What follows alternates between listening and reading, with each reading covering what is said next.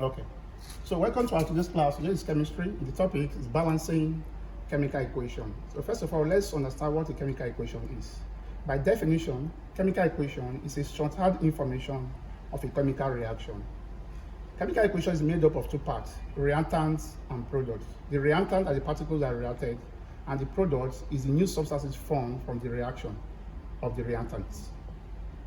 What principles govern chemical equation is the principles of conservation of mass, which says that the total mass of the reactant must be equal to the total mass of the product. That means each of the elements in the reactant must be the same as each of the elements in the product.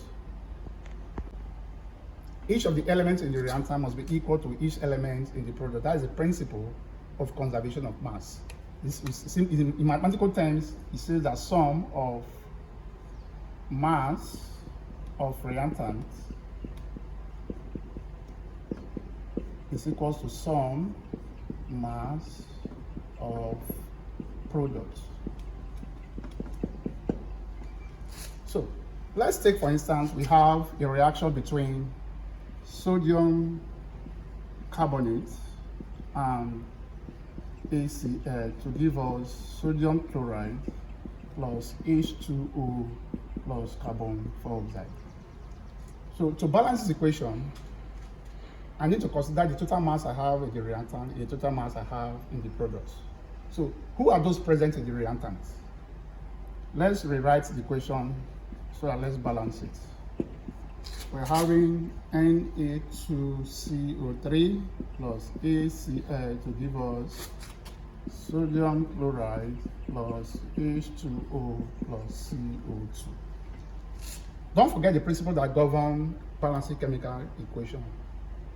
That is the principle of conservation of mass. Total mass in the reactants must be equal to the total mass of the product. So let's start with sodium. How many atoms of sodium do I have in the reactant? It's 2. So let's check what you have in the product. How many atoms of sodium do I have in the product? It's 1. When balancing equation, we don't subscript the numbers of mole on both sides. Rather, we put it at the front. So now I have 2 sodium. I have 2 sodium here, 2 sodium here. We satisfy this condition, law of conservation of mass. Total mass of the reactant is equal to the total mass of the product. So let's go to carbon. How many atoms of carbon do I have in the reactant? It's 1. Let's share the product. How many atoms of carbon do I have in the product? It's also 1. So let's go to oxygen. How many atoms of oxygen do I have? It's 3. Let's check. How many atoms do I have in the product? If you look at here is 1, and here is what? 2. That makes it 3. We are done with sodium carbonate. Let's move to ACl. How many atoms of hydrogen do I have in the reactant? Is 1. The question is, how many atoms do I have in the product? Is 2. Like I said, I will come here to write it 2. We don't subscript when balancing chemical equation. Rather, I will put the 2 at the front. So I have 2 atoms of hydrogen here, 2 atoms of hydrogen here, which satisfy law of conservation of mass. Then what happens here? How many atoms of chlorine do I have here? Is 2. Because this 2 is multiplying everything I have here. It's multiplying both hydrogen and chlorine. So that means we have 2 hydrogen, which is this, and we have 2 chlorine. So we have 2 chlorine on the reactant. Let's check the products. How many chlorine do I have? The same thing. This 2 is multiplying everything I have here. So this 2 times sodium, we're having 2 sodium. This 2 times chlorine, we're having 2 chlorine. You can see we have 2 chlorine on the reactant and 2 chlorine on the product. Therefore, we can say we now have a balanced chemical equation which satisfies the law of conservation of mass. Hope to see you next time. Thank you. Here again, we have a different equation. This is an hydrocarbon and oxygen to give us carbon dioxide and water. So how do we balance this?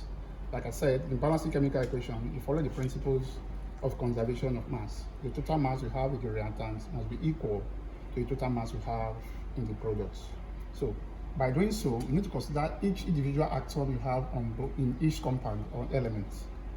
For instance, we have 4 carbon here, 10 hydrogen in the reactant. So let's check the amount of carbon we have in the products.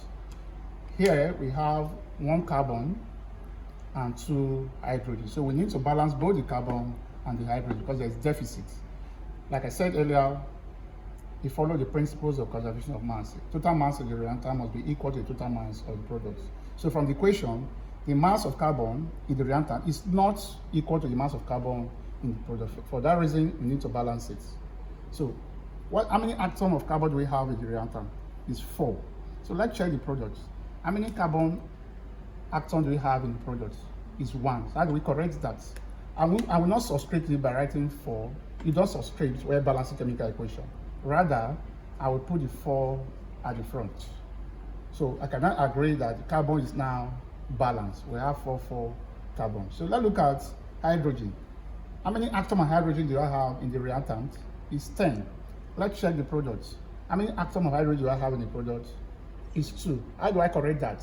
Like I said earlier, you don't subscript. That means I will put here as 5. The 5 here is a product of everything I have here. You multiply every atom we have here. So 5 times 2 will give us the 10 hydrogen on both sides. So the hydrogen on both sides is balanced. But let's check oxygen. How many atoms of oxygen do I have here? It's 2. Let's check the product. How many atoms of oxygen do I have here? Don't forget what we said earlier. This 4 multiply everything I have here. So 4 times 2 will give me 8. So we're having 8 oxygen here plus 5 times 1 will give me 5, which is 5. So we're having a total of 13 oxygen. So how do we correct it here? So if I should put 13 here, it's now more than the amount of oxygen I have here. Here is now 26. So what I need is actually what? 13. But if I divide 26 by 2, that will give me what? 13. So rather, I can add 2 here. So everything here now, 13 times 2 is what? 26. Divide by 2 will give us the 13 oxygen on both sides. Although some persons might simplify this further by multiplying through by 2. If that should happen, if I multiply it by 2, I will have 2C4H10 plus. If I multiply it by 2, I will have 26 over 2O2. If I multiply it by 2, I will have 8CO2 plus. Multiply this one by 2, I will have 10H2O. Why are we multiplying by 2? So that we can remove this fraction. So if I simplify here, I'm having 2C4H10. 26 over 2 will give me 13O2. Here will now give me 8CO2 plus 10H2O. Nothing changed. How many carbon are we now having here? It's 8. 2 times 4 is 8. How many carbon do I have here? It's 8. How many hydrogen am I now having? 2 times 10 is 20. 10 times 3 is 20. Hydrogen is balanced. How many oxygen do I have here now? 26. Here will give me 16 plus what? 10. 16 times 8 times 3 is 16. 10 times 1 is 10. If I add up, I have 26 oxygen. You can see we now have a balanced chemical equation which follow the principle of conservation of mass. So thank you. Hope to see you next time.